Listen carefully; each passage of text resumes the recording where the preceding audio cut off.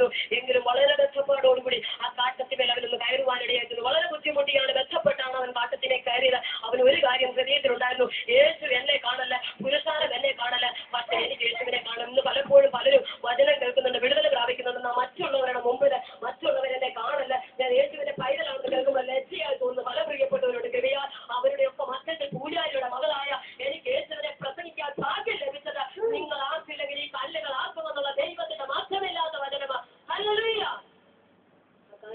വളരെ ബന്ധപ്പാടോടുകൂടി കാട്ടത്തിന്മേൽ കയറുവാനിടയായിരുന്നു. എന്നാൽ ക്രൈസ്തവരോടല്ലേ ദൂരത്തിൽ ജാലകമായി മൈക്കിന്റെ ശബ്ദപരിധിക്കുള്ളിൽ എന്നെ ശ്രദ്ധിക്കുന്ന പ്രിയമുള്ളവരെ എനിക്കൊരു കാര്യം വിളിച്ചു പറയുവാനുള്ളതാ. ക്രൈസ്തവരോടല്ലേലിയോ ആരും എന്നെ കാണണ്ട, ഒളിഞ്ഞിരുന്നാലും എനിക്ക് വചനം കേൾക്കണമെന്ന് വിചാരിച്ച വീടിന്റെ വല്ലരിയ മുറിക്കകത്തും ഒരു വലിയ തെരുക്കോടുകൾ എന്നുമായിരിക്കും ഈ സുവിശേഷം കേൾക്കുന്നത്. ഇന്ന് രാത്രികാലം ഒരു കാര്യം വിളിച്ചു പറയട്ടെ, സക്കായി അല്ലെങ്കിൽ ആരും എന്നെ കാണരുതെന്ന് കാട്ടത്തിൽ ഒളിച്ചിരുന്നപ്പോഴും അത് സ്വർഗത്തിലെ ദൈവത്തിന്റെ കണ്ണനെ കാണുവാനിടയായിരുന്നു. കാട്ടത്തിയുടെ കീഴിൽ പുരുഷാരമായി കടന്നു വന്ന യേശു കർത്താവ് മുകളിലേക്ക് നോക്കിയിട്ട് വിളിച്ചു പറഞ്ഞു, സക്കായി നീ വേഗത്തിൽ ഇറങ്ങി വാ. ഹല്ലേലൂയ.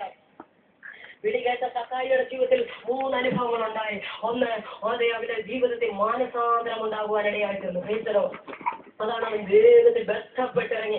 അത് വേഗത്തിൽ ബന്ധപ്പെട്ടവൻ ഇറങ്ങുവാൻ വളരെ കഷ്ടം സഹിച്ചാണ് അത് കുള്ളനായ ആ സക്കായി ആ മരത്തിൽ കയറുവാനിടയായിട്ടുള്ളത്. എന്നാൽ സ്വർഗത്തിലെ ദൈവം എന്റെ കർത്താവ് വിളിച്ചു പറഞ്ഞു, സക്കായിയെ എന്റെ ശബ്ദം നീ കേട്ടെങ്കിൽ നീ വേഗത്തിൽ പാരമ്പര്യമാകുന്ന ആ കാട്ടത്തിൽ വിട്ട് താഴേക്ക് ഇറങ്ങിയേ മതിയാകും. പ്രിയമുള്ളവരെ, പാരമ്പര്യത്തിലെ പടുകുറ്റം മതിലൊക്കെ തൊളിച്ചു കിടന്നാൽ ഈ ആത്മീയ അനുഗ്രഹം നമുക്ക് ഒരിക്കലും പ്രാപിക്കുവാനായിട്ട് കഴിയത്തില്ല. പേശലോ വിടുതൽ പ്രാപിച്ച ഞാനും അനേക ഇടങ്ങളിൽ പോയി ആശ്രയിച്ചത്. പക്ഷേ എനിക്കൊരു കാര്യം മനസ്സിലായി, രക്ഷിക്കപ്പെട്ട് സ്ഥാനപ്പെട്ട് പരിശുദ്ധാത്മാഭിഷേകം പ്രാപിച്ച് വിശുദ്ധിക്കും വേർപാടിനും വേണ്ടി കർത്താവിന്റെ വരവിനെ നോക്കിപ്പാർക്കുന്ന ഒരു ദൈവവരുന്ന് മാത്രമേ നിത്യതയ്ക്ക് ഓഹരിയുള്ളൂ. പേശലോടല്ലല്ലോ ജീവന്റെ പുസ്തകത്തിൽ ഇങ്ങനെയുള്ള പേര് മാത്രമേ എഴുതത്തുള്ളൂ എനിക്ക് ബോധ്യപ്പെടുവാനിടയായിരുന്നു. അങ്ങനെയെങ്കിൽ അതിനെ വിളിച്ചു പറയുന്ന ജീവ പുസ്തകത്തിൽ പേരെത്തി കാണാത്ത ഏവരെയും തീപ്പൊയ്യെ തള്ളിയിടുമെന്ന്. ഈ തീപ്പൊയ്യ രണ്ടാമത്തെ മരണം സക്കായി ഇവിടെ കാണുവാൻ കഴിയുന്നത് അവനൊരു മാനസാന്തരം ഉണ്ടായി. വളരെ കഷ്ടപ്പെട്ടാണ് അവൻ അതിനെ കയറുവാനിടയായിരുന്നത്. എന്നാൽ വളരെ കഷ്ടപ്പാടോടുകൂടി അവൻ ഇറങ്ങി വരുവാനിടയായിരുന്നു.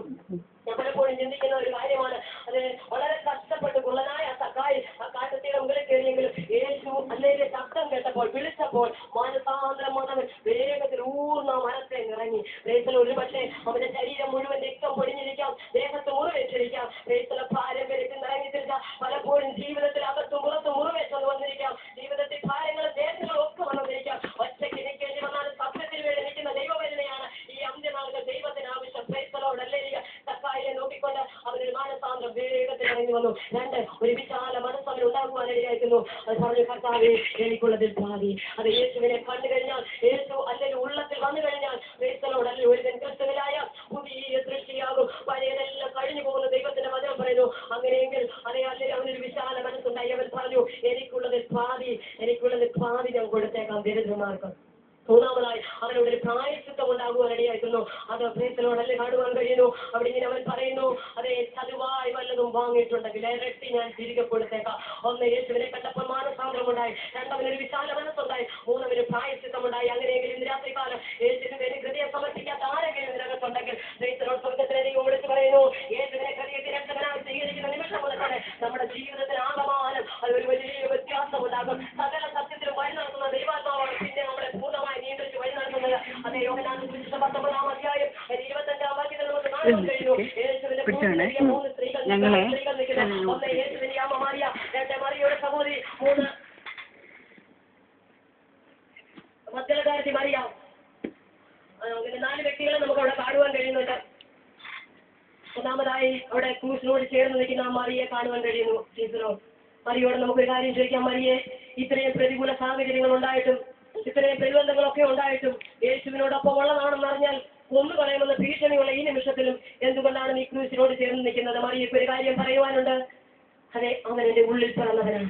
അവനെ വിട്ട് എനിക്ക് ഒരിക്കലും പിന്മാറിപ്പോകാനൊക്കത്തില്ല. അങ്ങനെയെങ്കിൽ ഇന്ന് രാത്രികാലം എന്നെ കേൾക്കുന്ന പ്രിയമുള്ളവരെ, യേശു നമ്മുടെ ഉള്ളിൽ ജനിച്ചതാണെങ്കിൽ, യേശു നമ്മുടെ ഹൃദയത്തിൽ ഉരുവായതാണെങ്കിൽ, കഷ്ടം വന്നാലും പ്രതികൂലം വന്നാലും പ്രതിസന്ധി വന്നാലും വാളിന്റെ മുമ്പിലും ക്രൈസ്തവരോട് അല്ലെങ്കിൽ യേശുവിന്റെ ക്രൂശ് വിട്ട് മാറുവാൻ നമുക്ക് കഴിയത്തില്ല. ക്രൈസ്തവരോട് അതുകൊണ്ടാണ് കർത്താവ് പറഞ്ഞത്, അല്ലെ നാത്തോറും തന്റെ ക്രൂശെടുത്ത് നിങ്ങളുടെ ക്രൂശെടുത്ത് എന്നെ ഞാൻ നിൽക്കാൻ. ക്രൈസ്തവരോട് അല്ലേ ഇവിടെ കാണുവാൻ കഴിയുന്നു. മറിയ ഒരു കാര്യം വിളിച്ചു പറഞ്ഞു, ഇല്ല, അവൻ എന്റെ ഉള്ളിൽ പിറന്നവനാ. ഒരിക്കലും ഈ ക്രൂശ് വിട്ട് ഏത് പ്രതികൂല സാഹചര്യത്തിലും ആര് കൊല്ലാൻ വന്നെന്ന് പറഞ്ഞാൽ ഈ ക്രൂശിന്റെ ചുവട്ടിൽ നിന്ന് എനിക്ക് മാറുവാൻ കഴിയത്തില്ല. 2-ാമതായി കാണുവാൻ കഴിയുന്ന ഒരു കാര്യമുണ്ട്. അതെ, മറിയയുടെ സഹോദരിയോട് നമുക്ക് ചോദിച്ചാൽ നമുക്കൊരു കാര്യം അവൾ പറയുവാനിടയായിത്തീരും. അവൾ പറയുന്നത് ഇങ്ങനെയാണ്, അവൻ എന്റെ കുടുംബത്തിൽ ജനിച്ചതാ, ഒരിക്കലും അവനെ വിട്ട് എനിക്ക് മാറിപ്പോകുവാൻ